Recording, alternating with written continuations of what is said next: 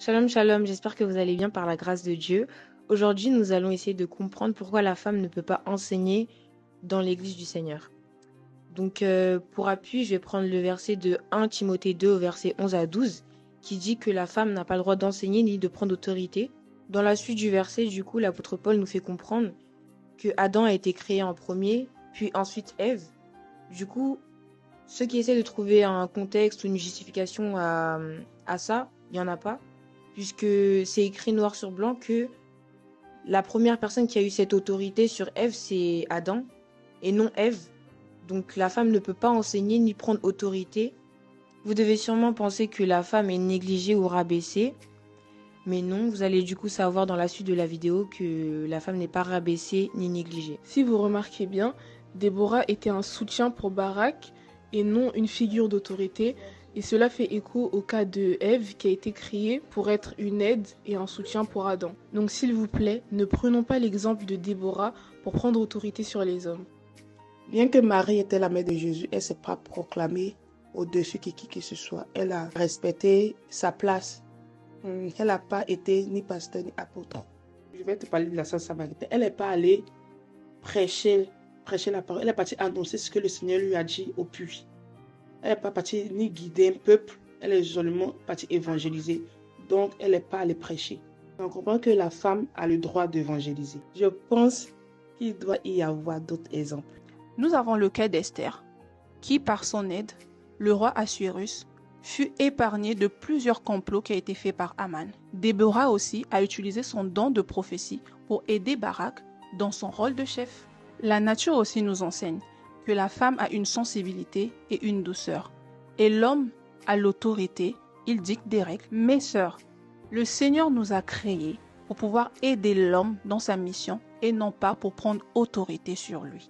Dans 1 Corinthiens 11 au verset 13, nous voyons bel et bien qu'il y a un ordre, c'est-à-dire qu'il y a d'abord Dieu, ensuite l'homme, puis la femme. Et lorsque justement une femme prend autorité sur un homme, donc quand elle monte sur la chair, qu'elle commence à enseigner, elle renverse l'ordre, alors que Dieu est un Dieu d'ordre. Le Dieu qui agissait au temps de la loi et qui avait choisi que des hommes, c'est le même Dieu qui, au temps de Jésus-Christ, n'a choisi également que des hommes, dont 12 disciples, pour guider son peuple.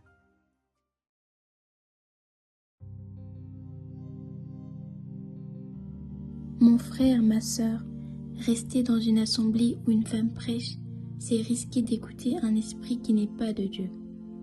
Souviens-toi de la femme d'Acte 16, versets 16 à 18. Elle disait la vérité, mais l'esprit qui l'animait n'était pas sain et troublait les serviteurs de Dieu. Dieu est un Dieu d'ordre. Il n'approuve pas qu'une femme enseigne ni prenne autorité, car lorsque cela se produit, un autre esprit agit à sa place.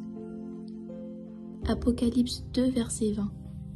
Mais ce que j'ai contre toi, c'est que tu laisses la femme Jézabel, qui se dit prophétesse, enseigner et séduire mes serviteurs pour qu'ils se livrent à l'impudicité et qu'ils mangent des viandes sacrifiées aux idoles. Aujourd'hui, beaucoup reconnaissent le danger de manger des aliments sacrifiés aux idoles, mais ignorent ou oublient que l'enseignement est aussi comparé à une nourriture spirituelle. Dans Apocalypse, qui signifie révélation, cette viande offerte par Jézabel symbolise un enseignement impur donné sous une apparence spirituelle. Ainsi, tu refuses la nourriture impure dans le monde, mais tu t'en nourris spirituellement le dimanche en écoutant une femme qui prêche. Cette femme ne te nourrit pas de la parole pure, mais d'une doctrine corrompue. Elle agit comme Jézabel qui s'opposa à l'autorité légitime et prit le dessus sur le roi. De même, la femme qui enseigne et exerce l'autorité dans l'Église désobéit à l'ordre divin et devient l'instrument d'un esprit qui n'est pas de Dieu. Si Dieu avait voulu que la femme prêche, n'aurait-il pas choisi une femme pour enseigner la doctrine, annoncer comme Jean-Baptiste, révéler l'Apocalypse, ou encore faire dire à Paul « laissez les femmes enseigner » Esther et les autres femmes vertueuses sont des exemples d'aide et de soutien. Elles sont censées vous inspirer à la soumission. pas à l'autorité ni à l'enseignement sous prétexte qu'elles sont dans la Bible. Certains invoquent Joël 2, versets 28 à 29 pour affirmer que la femme peut enseigner en disant que l'Esprit descendra sur toute chair, mais ce passage ne dit pas que l'Esprit descend pour prêcher. La parole montre plutôt que l'Esprit agit différemment en chacun. Apprenons à discerner dons et ministères.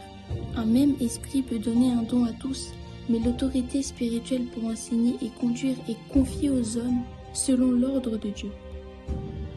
Et cet esprit qui descend sur toute chair est le même qui a dit à l'apôtre de ne pas laisser la femme enseigner ni exercer d'autorité. Or, l'Esprit de Dieu ne se contredit pas. Il vous appelle donc à cesser de suivre ces femmes, quitter son Église et à revenir à la saine doctrine de Jésus-Christ de Nazareth. Soyez bénis au nom de Jésus-Christ.